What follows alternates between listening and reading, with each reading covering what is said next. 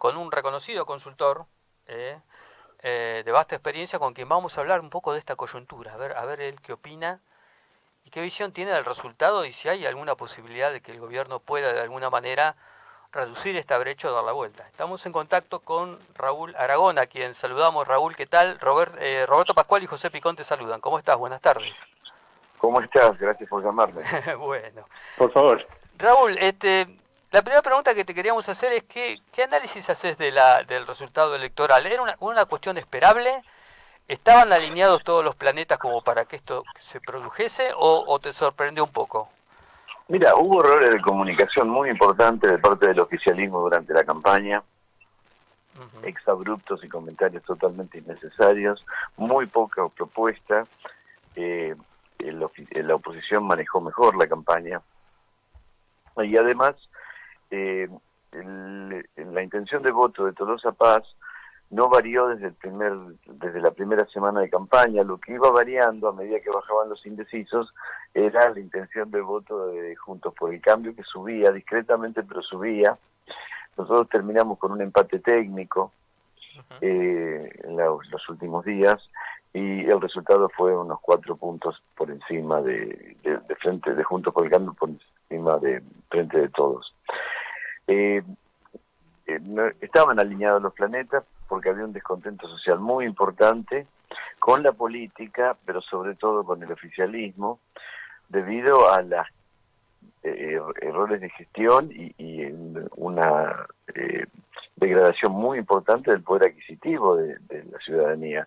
El salario básico estaba por debajo de la línea de indigencia, la jubilación básica mínima también. Eso afectó una inmensa cantidad de gente. Ahora, ¿se puede revertir? Mira, miremos los números un momento. Votó casi 12% menos de lo que votan en elecciones de paso de mitad de término. Por otro lado, hay 6% de voto en blanco cuando la media histórica es entre 2 y 3.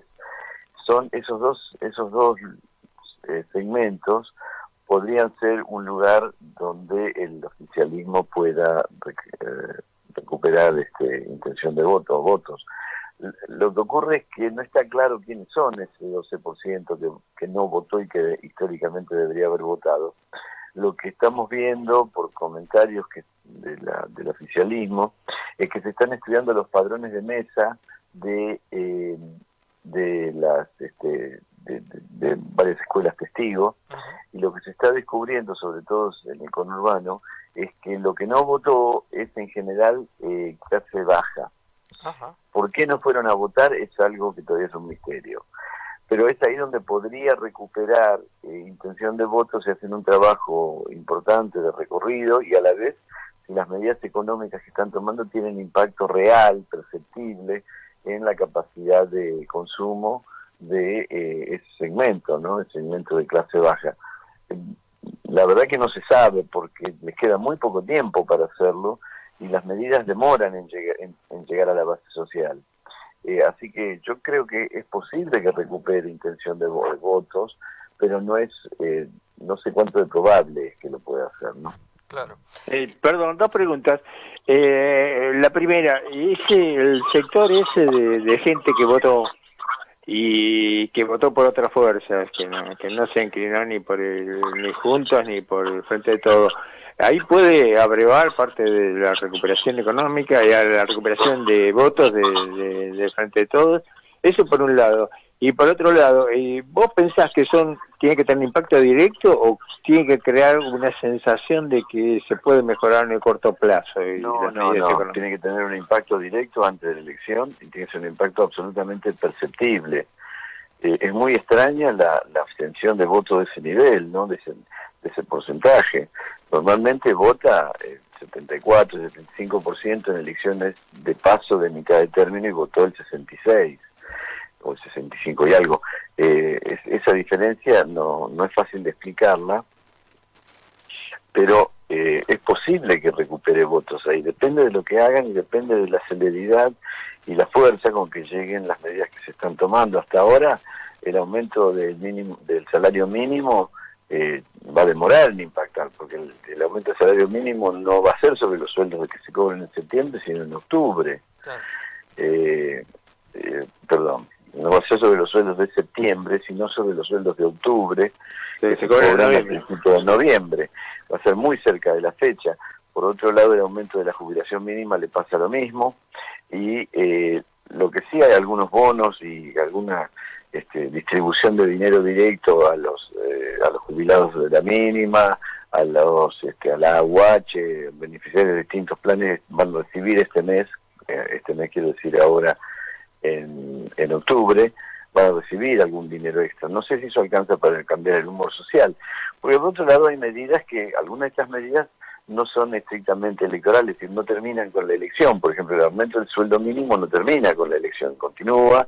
Lo mismo pasa con el mínimo no imponible sobre sueldos, que aumenta a 175, pero eso tiene un efecto sobre el sector más alto de la PEA, de la población económicamente activa. ¿Quién gana 175.000? En realidad 155.000 de bolsillo. Claro. Eso es un sueldo muy alto. Ahora no, es muy poca la gente, los ciudadanos que ganan una cifra semejante, ¿no? Así que yo creo que es difícil, no es imposible, no sé cuánto de probable, pero después hay medidas cortoplacistas como estos bonos extraordinarios, etcétera, que podrían llegar a cambiar un poco el humor social, pero básicamente deben tomar medidas que sean de continuidad, o sea, que vayan más allá de la elección, como dije, el aumento del mínimo imponible, el aumento del mínimo, el salario mínimo, etcétera, pero que tengan un efecto inmediato. No tienen mucho más tiempo para revertir el humor social. Está. Raúl, estas primeras reapariciones del presidente en el conurbano, ¿vos cómo las lees? ¿Es un mensaje a ese electorado peronista del conurbano del que estamos hablando, quizás, que no fue a votar? Hoy el oficialismo le está apuntando a eso, básicamente, más que a seducir a sectores medios. Claro, sí, porque los sectores medios ahora es muy complicado para el oficialismo, porque los sectores medios lo ha capturado fuertemente la fórmula Santilli, ahora Santilli-Manes, ¿no? Son sectores medios que en general son en gran parte reacios al peronismo, pero a la vez están muy disconformes porque la clase media y media baja fue la más perjudicada.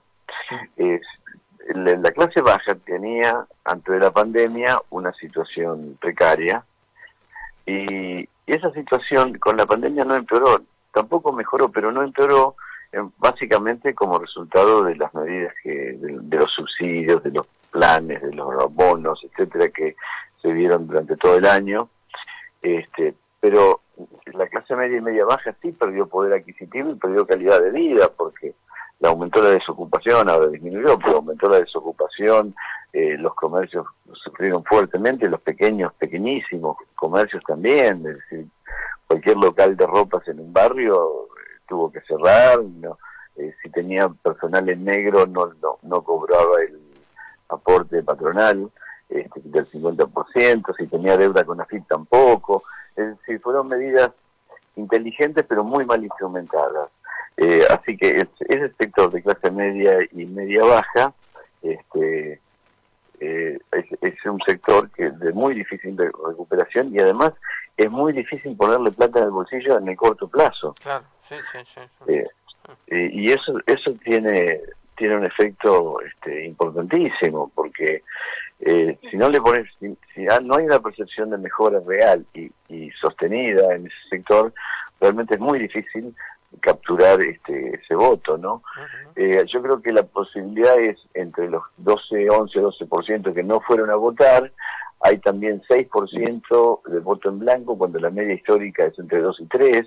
Ahí hay un voto en blanco, una parte de ese voto en blanco es voto enojado, muy enojado. Y después hay 10% de electores, siempre hablando de la provincia de Buenos Aires, que se quedó sin candidato porque el candidato por el que votaron no alcanzó el 1,5.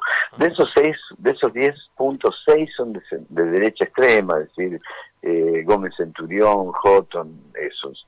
Eso difícilmente podrá ser capturado por el kirchnerismo.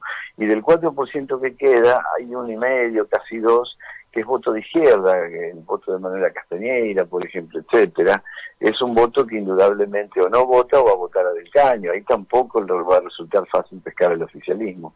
Y queda ese un 2% que, algo, que podría ser captado por el oficialismo, pero también, que es un voto de clase media, además, difícilmente lo puede hacer sin medidas que tengan un efecto urgente. La buena noticia es el avance de la vacunación. La vacunación está funcionando relativamente bien. Eso sí mejora el humor social, pero con eso solo no alcanza. La necesidad de una mejora, yo te diría, inmediata en el poder adquisitivo de la clase media y media baja es crucial, y es muy difícil a esos sectores ponerle plata en el bolsillo de manera inmediata. Es mucho más fácil hacerlo con la clase baja.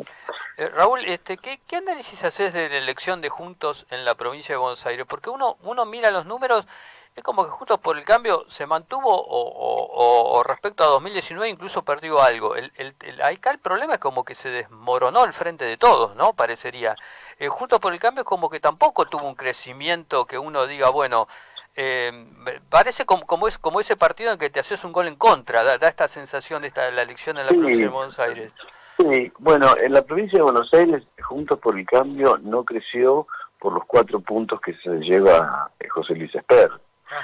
Ese voto de centro derecha, esos 6 de centro derecha que votaron fórmulas que no alcanzaron el 1,5, una parte importante podría migrar hacia José Luis Esper. O sea que Juntos por el Cambio tampoco cosechó una gran cantidad de votos, pero también hay que tener en cuenta ese 10, 11%, 12% de electores que no concurrió a votar. Ahí puede haber de todo, es muy difícil determinarlo. Sé que se están haciendo estudios sobre las planillas, sobre los padrones de mesa. Cada mesa tiene un padrón de los que votan en esa mesa, son 200, 300 electores. Tratando de identificar a quienes no, el perfil de quienes no fueron a votar, y eso lleva mucho tiempo, eso no es sencillo, pero hasta ahora lo que aparece es que es clase baja lo que no fue a votar, ¿no? Eso también podría explicar la baja performance de Frente de Todos, que en realidad tiene mucha más llegada a la base popular, el electorado popular, que al electorado de clase media, ¿no? Perdóname, Raúl, la presencialidad en las escuelas fue una de las batallas así que más afectó directamente al gobierno, sin duda, en estas elecciones. ¿Vos pensás que ahora con la asistencia de los chicos eso puede mejorar un poco con los cambios en materia de educación? ¿Te parece que sí o te parece que no va a tener mucha influencia? No, cuando nosotros medíamos el acuerdo con la no presencialidad de la escuela, en realidad tenía un altísimo nivel de acuerdo. Lo que pasa es que el desacuerdo tenía mucha más visibilidad mediática, pero en términos de los estudios que hacíamos, el acuerdo superaba el 70%. Es decir, los padres, si bien renegaban de la situación, porque les complicaba muchísimo su vida, entendían la necesidad de hacerlo, ¿no? Entendían la necesidad de que los chicos no vayan a la escuela. No, creo que eso no tuvo un impacto, quizás en la ciudad de Buenos Aires, pero en la provincia no. Bueno, Raúl, ¿estás haciendo números nuevos? ¿Han salido? No, estamos esperando, hay que esperar un poquito, porque normalmente ya habríamos empezado esta semana, pero lo que pasa es que todo el conflicto de la semana pasada, que sacó al gobierno de prácticamente 4 días sin gestión, fueron esos días, porque se dedicaron nada más que a resolver su interna, le agregó una inestabilidad al imaginario que es mejor esperar que eso se consolide, baje, se estabilice, porque el número ahora podría ser cualquier cosa, ¿no? Claro. ¿Y se resolvió esa interna, crees? Sí, no, se resolvió, y se resolvió de una manera inteligente. Es un gabinete equilibrado, pero es un gabinete ahora con mucha capacidad de gestión en áreas críticas. El jefe de ministros, Mansur, es un administrador muy eficiente. No nos olvidemos, Mansur ganó en el 2015, renovó en el 2019 y en el 21 sus listas ganaron. O sea, es un hombre que sabe administrar. Aníbal Fernández al frente del Ministerio de Seguridad va a hacer una diferencia.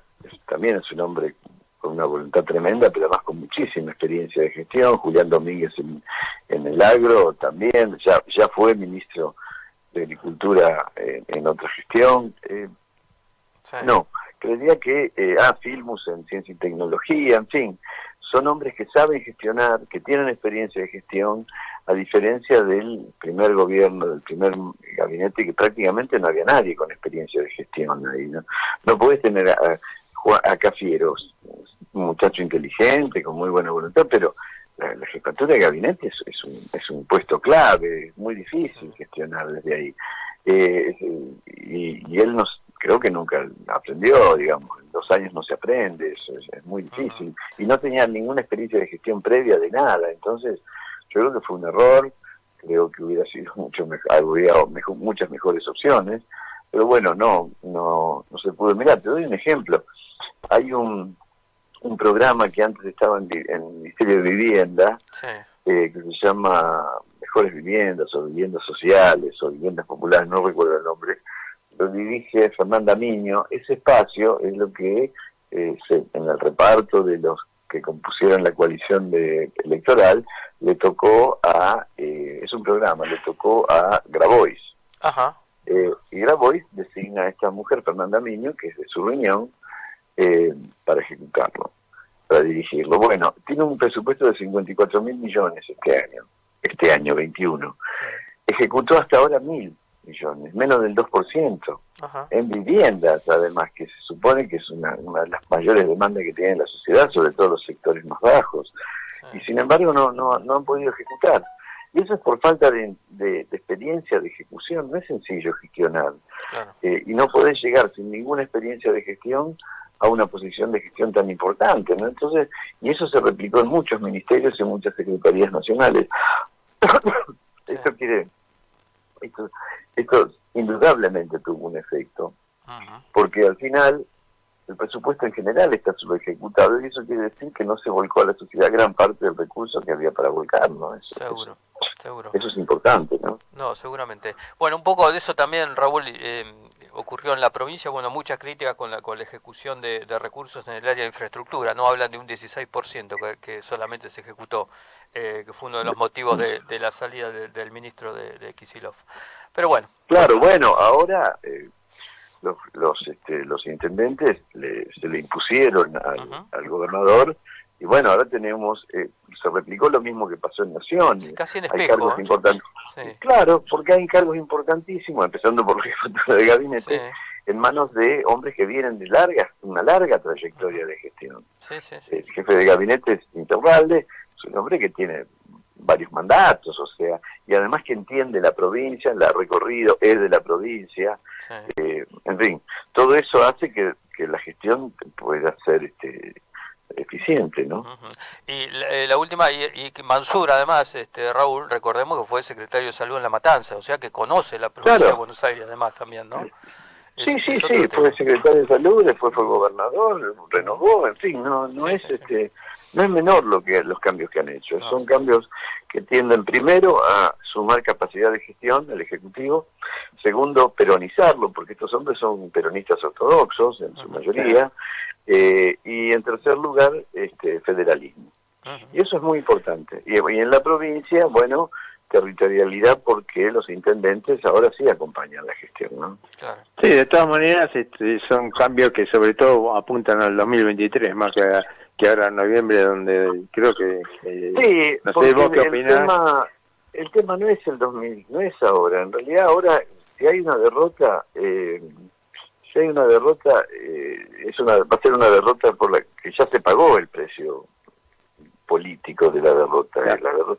A menos que la diferencia sea muy, muy importante, mayor, digamos, que en vez de perder por 4,8 pierdan por 10, por 15, y bueno, sí, sería un desastre, ¿no? Pero no, eso no lo veo sucediendo, Raúl, te agradecemos muchísimo el contacto, ha sido muy amable y muy claros tus conceptos, Muchas gracias. Muchas gracias. Te mandamos un abrazo, gracias. Bueno, pasó Raúl Aragón, que ha tenido la deferencia de atendernos, un muy reconocido consultor político de vasta experiencia.